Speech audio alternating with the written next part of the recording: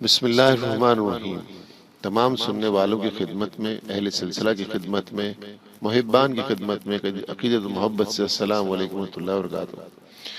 جیسا کہ گزشتہ اجتماعی نشست صفحہ نمبر 15 پر اختتام ہوئی تھی، تو صفحہ نمبر 15 کے آخر سے ہی آج کی سماعتی نشست کا آغاز کریں گے۔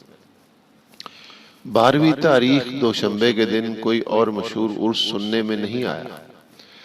حضرت قبلہ رحمۃ اللہ تعالی علیہ نے ارشاد فرمایا کہ تمام ہندوستان بلکہ مکہ معظمہ کے پورب جانب مشہور بزرگ جن کے عرس ہوتے ہیں، جن کے مزارات پر ہر خاص و عام زیارت کے لیے جاتے ہیں، کیا تم لوگوں کو حاضرین دربار شریف سے خطاب تھا، کیا تم لوگوں کو معلوم ہے کسی کا وصال پیر کے دن چاند کی 12ویں تاریخ کو ہوا ہے؟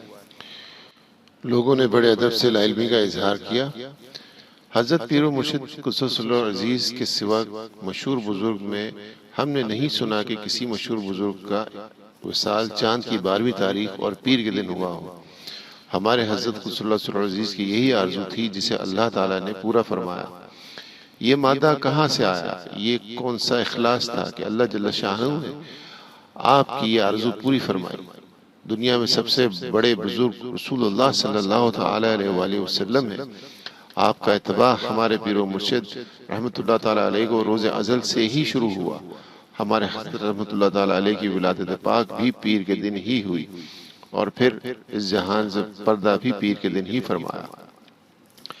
حضرات صحابہ کرام کا اخلاص، ارشاد فرمایا کہ تمام مخلوق میں افضل الناس انبیاء و رسول علیہ السلام ہیں۔ ان میں 317 رسول ہیں، باقی انبیاء علیہ السلام ہیں، اور ان 317 رسول میں بھی بعض افضل ہیں بعض سے۔ ایسا ہی صحابہ اکرام بعض افضل ہیں بعض سے۔ صحابہ اکرام کی نظر کثرت اعمال، قلت اعمال، ثواب کے زیادہ یا کم ہونے پر نہ تھی، بلکہ وہ ظاہر و باطن میں جناب نبی کریم صلی اللہ تعالی علیہ وسلم کے منبع تھے۔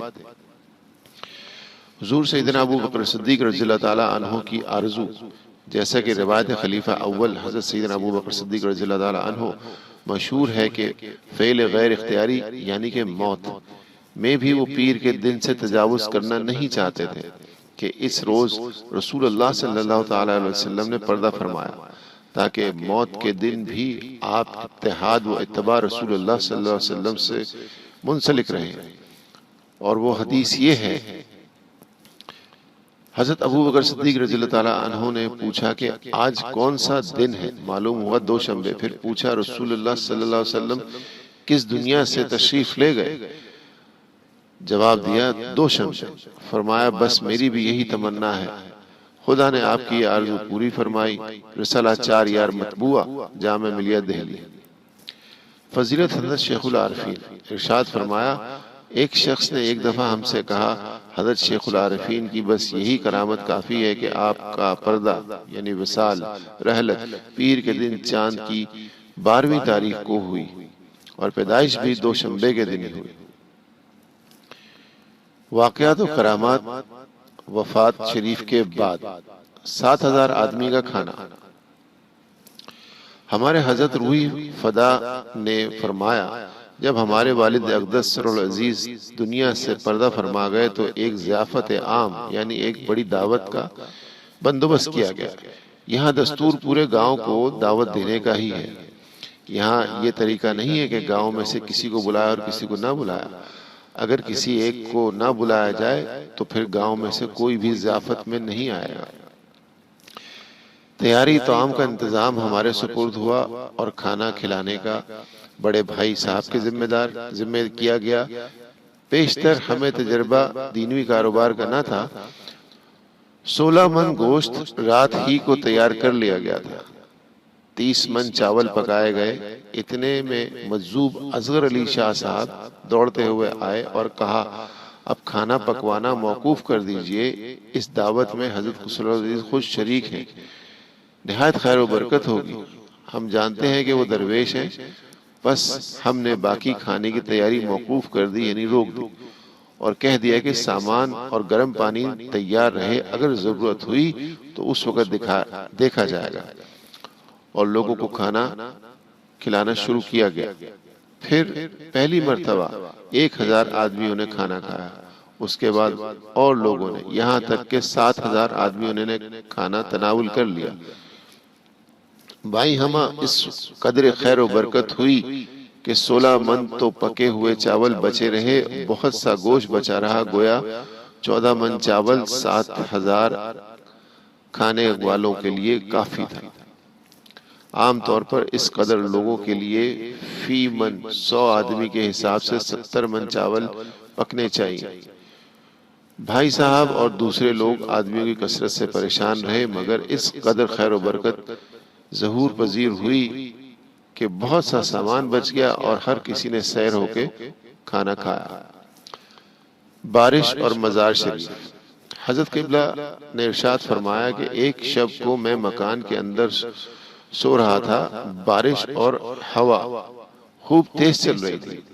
خواب میں حضرت والد صاحب قدس اللہ سرور عزیز نے مجھ سے فرمایا، چھوٹے میاں آپ تو مکان میں آرام سے سوتے ہیں اور ہم بارش میں بھیگ رہے ہیں۔ میں نے جناب والدہ صاحبہ سے اسی وقت بیدار ہو کر کہا، شاید مزار شریف کا چھپرا ہوا کے ذریعے اڑ گیا ہے۔ دیکھا تو در حقیقت ہوا اڑا کر لے گئی تھی۔ حضرت قبلہ رحمۃ اللہ تعالیٰ علیہ نے نہایت بے قراری کے ساتھ کوشش اور عجلت کے ساتھ مزار مبارک پر سائے کا انتظام کیا اور اسی وقت اہتمام فرمایا۔ وارد و صادر کی نگرانی۔ ہمارے حضرت قبلہ رضی اللہ تعالیٰ عنہ کا ایک خواب یہ ہے کہ آپ نے فرمایا، میں نے حضرت والد ماجد صاحب قبلہ کو دیکھا۔ آپ نے فرمایا، چھوٹے میاں رات ہم دہلیز میں بغیر کھائے فاقے سے سو رہے، کسی نے پوچھا نہیں۔ بیدار ہونے پر آپ کو فکر و تشویش ہوئی، یہ کیا بات ہے؟ لوگوں نے دریافت فرمایا تو معلوم ہوا کہ رات ایک مسافر آیا، آدمی نے انہیں دہلیز پر جگہ بتا دی، وہ یہاں آرام کرتا رہا، مگر کھانے کی بابت نہ پوچھا گیا کہ کھانا کھایا بھی ہے کہ نہیں کھایا، وہ بغیر کھائے سوئے رہے۔ یوں وارد و صادر کی نگرانی اس دربار شریف میں بھی فرمائی جاتی ہے۔ اس روز سے ہمارے حضرت قبلہ رضی اللہ تعالیٰ عنہ کا دستور ہو گیا کہ مسافروں کے کھانے کا خود خیال رکھتے اور خادم کو ازبز تاکید فرماتے کہ رات کو کوئی بے طعام نہ رہنے پائے۔ اگر کوئی مہمان پردیسی رات کو بوجہ بیماری خود غذا نہ کرنی چاہتا، تاہم آپ فاقہ نہ کرنے دیتے اور مشورہ دیتے کہ دودھ، چائے، سابودانہ، کوئی لطیف ہلکی غذا قدر قلیل صحیح ضرور کھا لے، یہاں رات سے فاقے میں نہ رہے۔ قرآن مجید قلب مبارک کے اندر ارشاد فرمایا، خادم علی نے خواب دیکھا کہ ہمارے حضرت پیر و مرشد قدس اللہ سرور عزیز نے انہیں کچھ تعلیم فرمایا، پھر لوٹا لے کر مسجد میں تشریف لے گئے۔ وہاں قرآن شریف رکھا تھا، اس کے تمام حروف کو آپ رحمۃ اللہ تعالیٰ نے زبان سے چاٹ لیا۔ کاغذ اس کا سرخ تھا، پھر آپ رحمۃ اللہ تعالیٰ نے پھونکا تو اس کے حروف چوب خط سے خوب نمایاں اور واضح لکھے ہوئے تھے۔ خواب سن کر حضرت قبلہ روحی فدا نے ارشاد فرمایا، اللہ کے خاص بندوں کے دل میں صندوق ہے، اگر اس سے ایک ذرہ باہر نکالے تو تمام عالم ڈوب جائے گا۔ آپ رحمۃ اللہ تعالیٰ کا خدا دادی لقب شیخ العارفین ہے۔ حضرت قبلہ رحمۃ اللہ تعالیٰ نے فرمایا، ہمارے حضرت قدس اللہ سرور عزیز کا خدا دادی لقب شیخ العارفین ہے۔ عالم غیب میں آپ لقب شیخ العارفین سے مقلب ہیں، اس کا ہمیں اللہ تعالیٰ نے علم دیا ہے۔ لقب خدا دادی کا اظہار۔ ضلع میمن سنگا کے ایک مولوی صاحب نے خواب میں دیکھا کہ عرس شریف کی تقریب میں بے شمار لوگ جا رہے ہیں۔ جب ان لوگوں سے پوچھا کہ آپ لوگ کہاں جا رہے ہیں تو جواب دیا کہ ہم شیخ العارفین حضرت سیدنا مولانا مخلص الرحمن جہانگیر قدس اللہ سرور عزیز کے عرس شریف میں مرزا کھیل جا رہے ہیں۔ آپ اس خدا دادی لقب شیخ العارفین کی اس وقت تک کسی کو اطلاع نہ تھی۔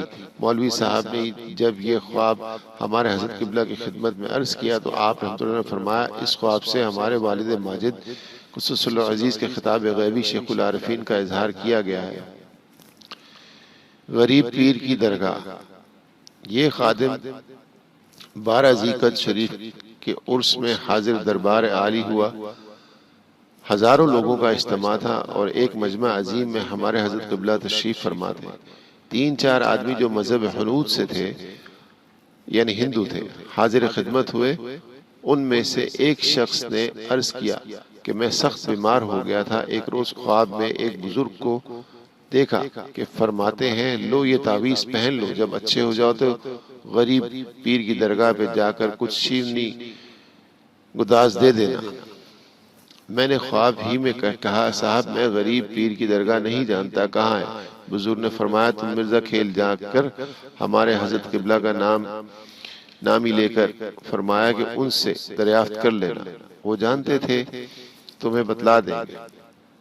جب نیند سے بیدار ہوا تو عجیب و غریب کیفیت اور بات دیکھی. وہی تعویذ سرہانے تکیے پر موجود تھا. میں نے یہ تعویذ پہن لیا اور مالک کی دیا سے بالکل اچھا ہو گیا اور ان بزرگ کی حکم کی تعمیل میں شیرنی بطور نظر پیش کرنے کے لیے حاضر ہوا ہوں. مجھے بتا دیجئے غریب پیر کی درگاہ کہاں ہے؟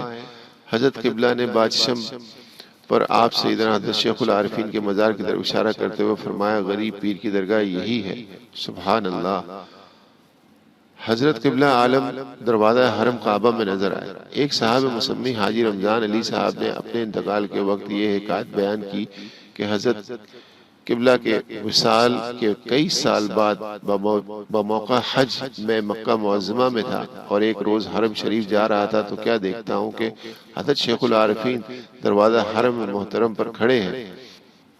نہایت حیرت اور حیبت مجھ پر طاری ہوئی کہ آپ رحمت اللہ تعالیٰ تو اس دنیا سے پردہ فرما چکے ہیں، میں یہ کیا دیکھ رہا ہوں؟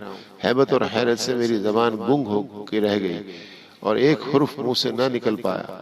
آپ نے مجھے دیکھا اور آخر خود ارشاد فرمایا تم نے ہمیں یہاں اس طرح دیکھ لیا ہے، بس اس کا تذکرہ کسی سے بھی نہ کرنا ورنہ یاد رکھنا اگر ذکر کیا تو زندہ نہ رہو گے.